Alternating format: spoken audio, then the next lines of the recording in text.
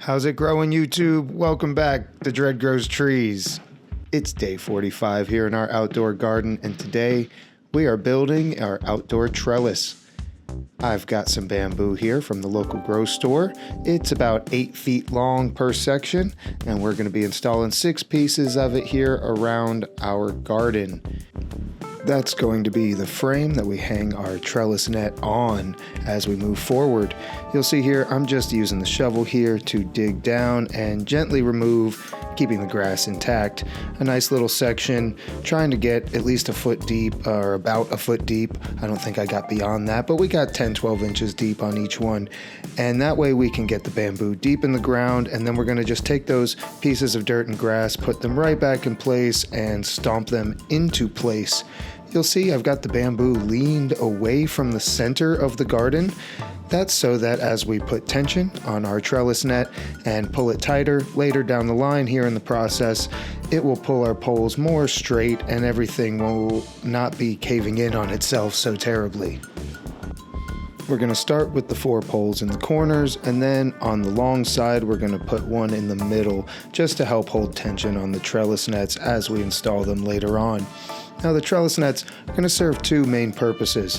When you see them used in indoor grows, mainly it's used to even out the canopy, spread out your secondary or main branches so that you don't have taller parts and shorter parts of your canopy. You can maximize the amount of leaves and buds that you get, or the amount of leaves that get light and the amount of buds that you grow later on in the flower process. Obviously we're going to remove most of the leaves when we get deeper into flower.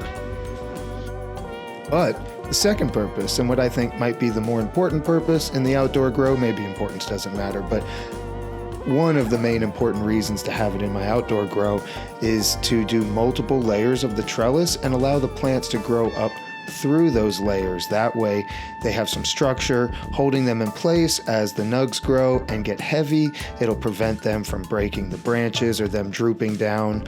Also great if storms come about, high winds, it'll help hold everything in place and just prevent physical damage from happening to these plants as they sit outside.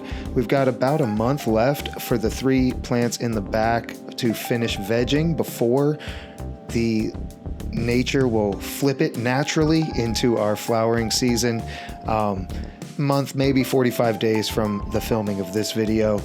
And then in the front 2 rows, we have all of our auto flowers. All of those are already flowering, as you'll see as we do some close-ups later on in this video. Now I've got my wife here helping me, starting to hang this trellis net.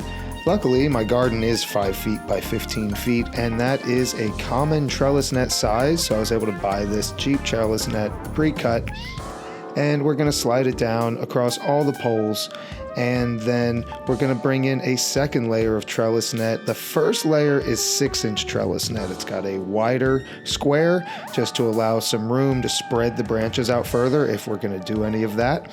And then as I do the next 2 layers, right now today we're going to do 1 more layer, but we will be adding more layers over the coming months.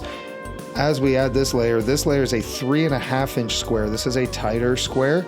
This is going to allow it to have more structure as the branches grow through this layer and the next 3.5-inch layer that'll come after this in the future. It will provide more strength and structure to hold in all the branches as they grow through.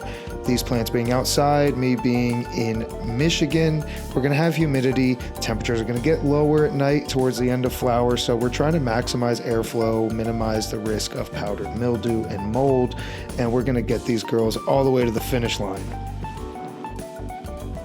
Now the next important step in this process, as you see me walking around, is tightening and setting the tension on the net as you go. I use zip ties and just use zip ties in the corners, and as I go around to help even out the tension so that the net isn't too floppy. If the net is floppy, it won't hold the plants well. Also, it'll slide up and down and just be a general mess overall. As you move around, you'll notice every time I pull on one corner, it does pull on the rest of the system. I am using bamboo. It is flexible. So do a little bit at a time, work your way around. Also, as you work the top layer, it will affect how the tension on the bottom layer is. So just go back and check your work as you go around. This is what it looks like after you set it all up. nice even tension, flat even squares. My first layer did have a error in it. I don't know, it wasn't a perfect netting, but I'm not going to bring it back now that it's hung.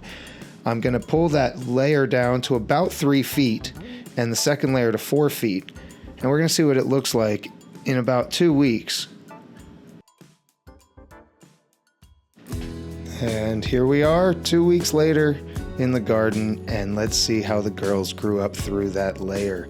Set up here at about 3 feet. You can see all the autoflowers in the front. It's mainly there to support the main stalk, that 6-inch layer. Some of them grew up to the 4 foot there, like that back girl there.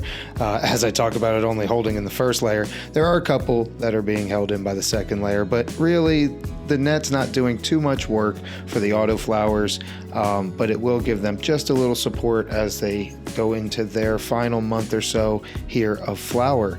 But the main purpose of this trellis is to prepare for the 3 GMO cookies that we have in that back row. We're coming up on them now here in the black pots. Those are going to keep vegging for another month, like I said earlier, before they start stretching and flowering. So there they are, filling up through the net. We're probably going to remove the 2 lower branches on each of these plants. You'll notice as we look at them, the lower branches don't quite get to the net, so we're going to chop them off and allow everything else to grow up higher, get bushier, promote the growth where the sunlight's going to be, where we can spread out the colas, where we can get in there, trim the leaves when we need to, and keep these girls healthy going into their final stretch of vegetation here. Let me know in the comments below, do you use trellis netting outside? Are you going to in the future? Hopefully this was helpful. If not, let me know in the comments. It's all right. Everyone grows differently, and I'm not here to tell you the only way to grow. I just like sharing our journey here on Dread Grows Trees. I do want to apologize. We didn't have much content over the last week or two, but we're going to turn that around. We've got great garden updates coming for you, so make sure you like and subscribe and tune in here on Dread Grows Trees.